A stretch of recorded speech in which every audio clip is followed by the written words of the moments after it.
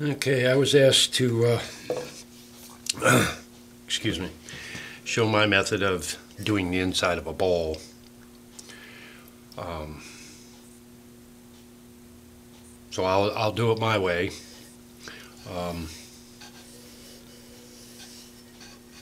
Kim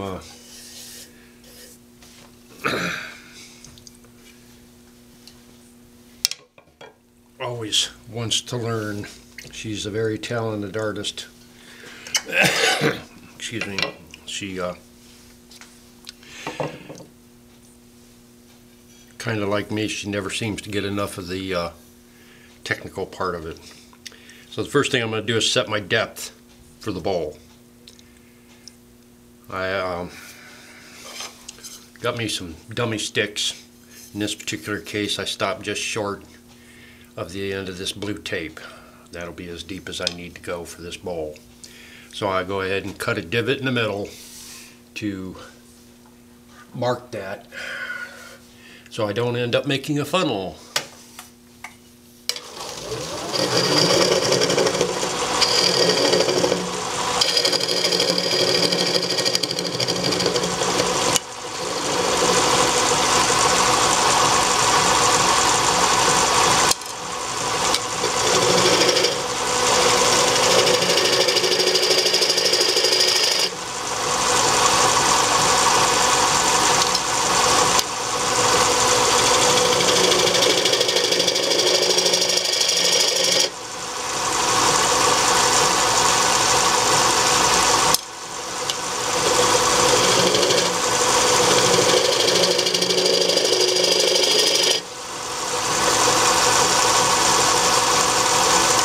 Okay, got that done.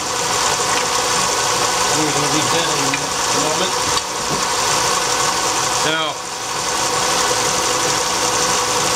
one of the major problems doing rim, starting at the rim, is run back. If you don't get that gouge, the bevel totally square to the direction you want to go, it'll skip out and ruin your rim. Most of the time, I don't want to lose any wood if I can help it. So I make a little step to prevent that run back. I just do it with a square inch scraper, pointing it in the direction I want to go. And it sets the thickness for the wall in this particular bowl. This way I can concentrate on the bumpy inside and I'm not worried about it bouncing out and tearing up my rim, which I would be thoroughly upset about. Now I just start cleaning it up.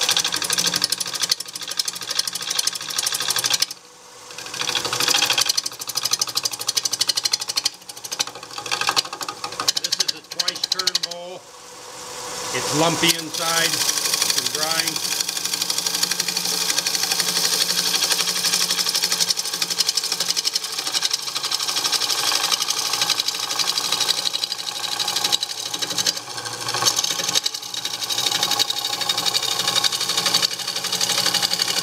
Once I get this smoothed out, it becomes much easier.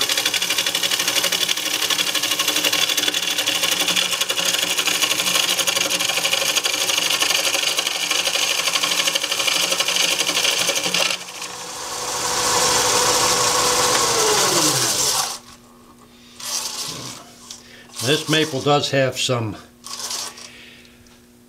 pretty good figure in one area, so there's a possibility of some tear out. I may have to turn it a little faster. Let's see here.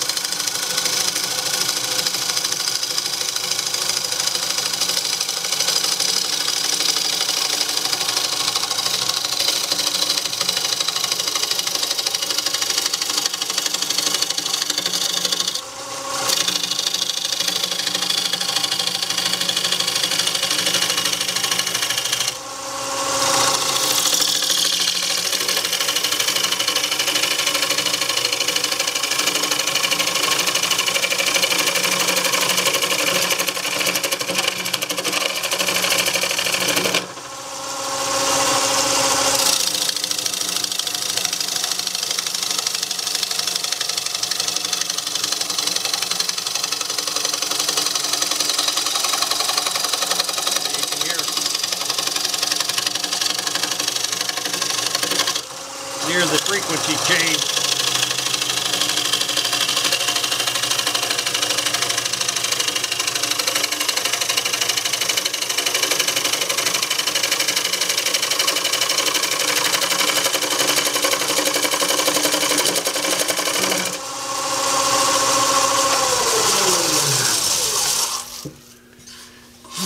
Too bad, actually.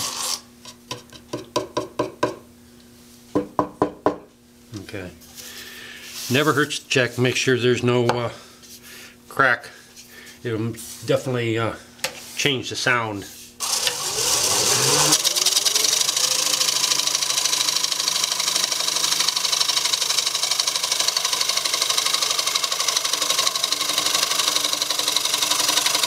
Now what I'm doing, I'm looking at the wall, my nose right in line with this edge. My right eye can see what the tool is cutting. My left eye is watching the outside. Yeah, dead on.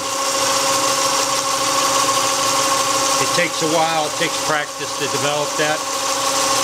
In the meantime, it pays to use calipers or train your fingers for different thicknesses. There's nothing worse than cutting through the wall at high speed. It gets real exciting.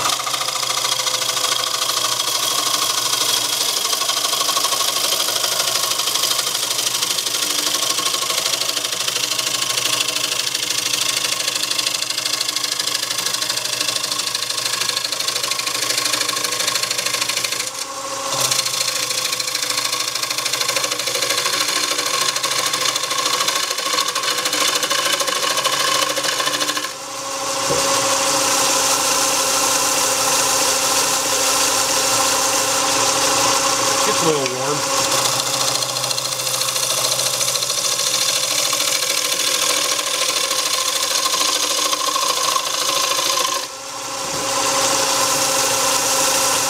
Right.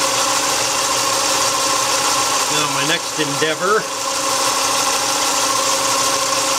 I got a negative rake scraper that I clean up this outer edge now. Now normally, I would say take it down to 300 RPM, maybe 250 RPM, clean this up. I tend to run a lot faster.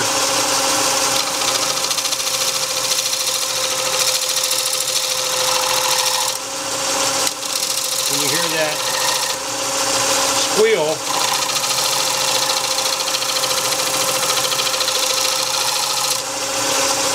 means I'm pushing too hard. I'm in a hurry, which I shouldn't be. I'm at home.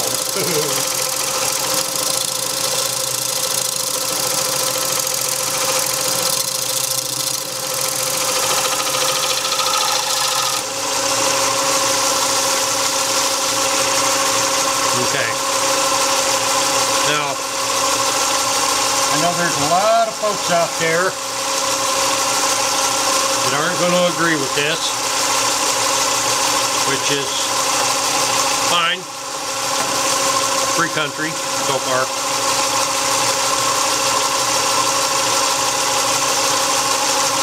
I get to this point where I've got meat there.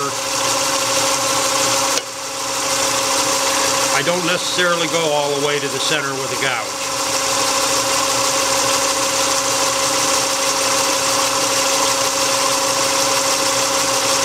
I use a scraper. I usually start with my Richard Rappin look-alike scraper. It's a 1.5 inch wide, 3/8 inch thick Hurricane that I ground to match his profile that he uses. Works a treat.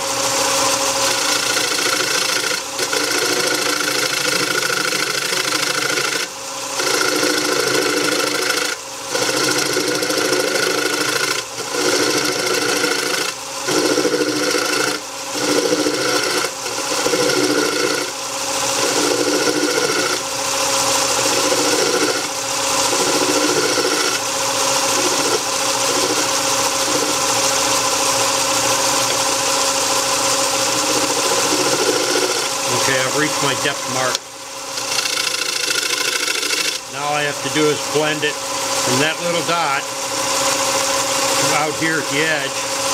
Just blend that into a constant curve.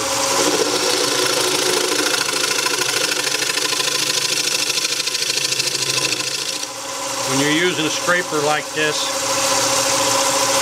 you want the nose pitched down about 2 degrees,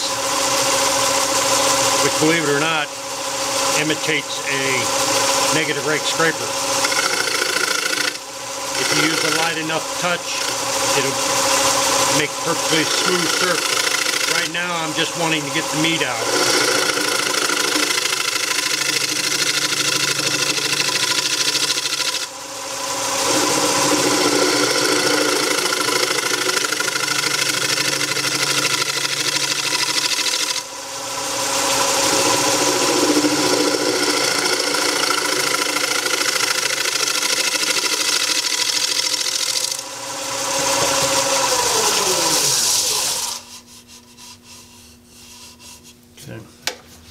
This is where your finger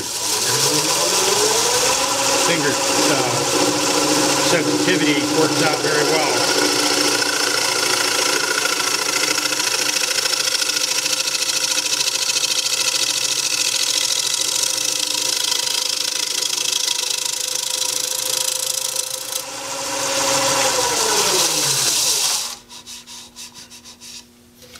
Okay. I have another. This is usually what I use for shear scraping, but it works good on the bottom of bowls. You want your curve on your tool, the cutting edge, just slightly smaller than the curvature you're working on. You want it as close as you can get it.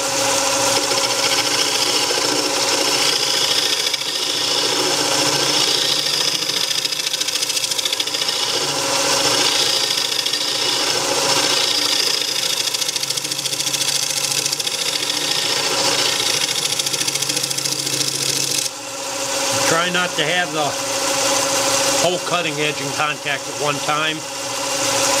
Even with it pointed down, you can still get a catch. The thing is, with it tilted down, it carries it off into space instead of gouging into the wood and destroying the bowl, blowing it up, whatever.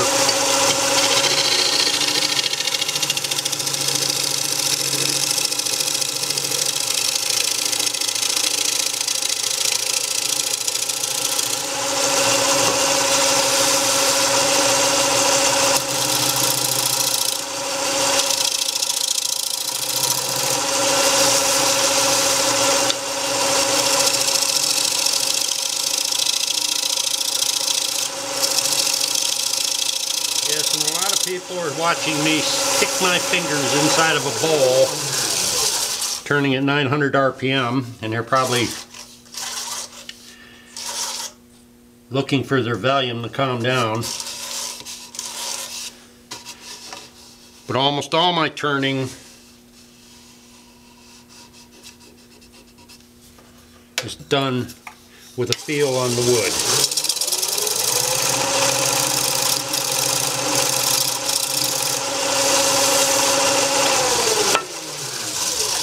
There.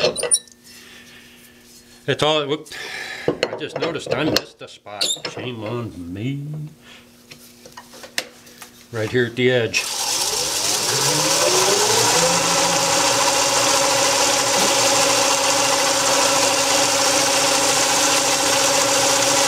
It can get a little warm. This has already been waxed on the outside. Yeah, I hear it bounce a little bit.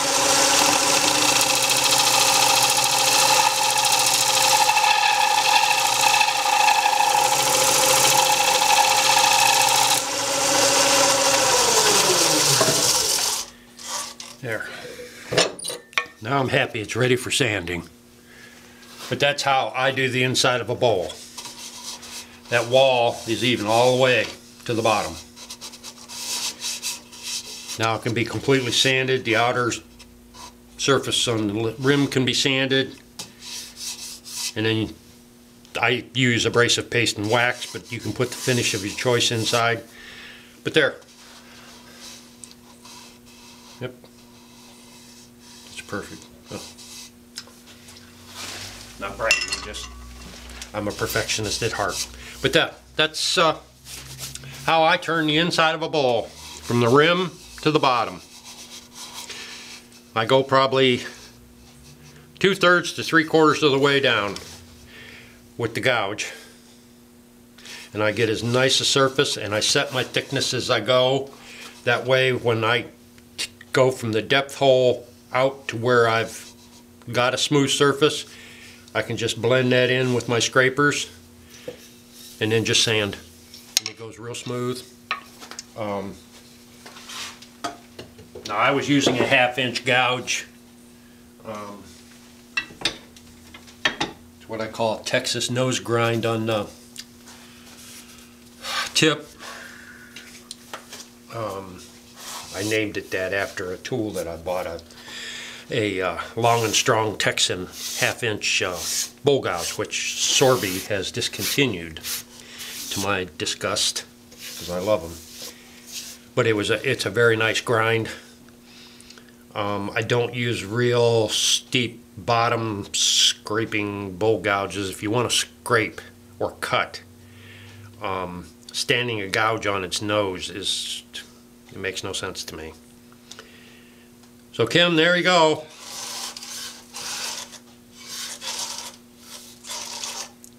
Yep, I can start sanding on that with 120 easy.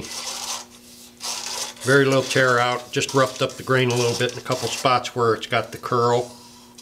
Right in there, and right in here where the curl is. That's a little rough, but that'll come right out with 120. Yep, there you go. I'll get the bowl finished, and I'll post it on the groups. How about if I name the bowl Kim? Anyhow, you know, anytime you got a question, you can contact me. I'll help you out.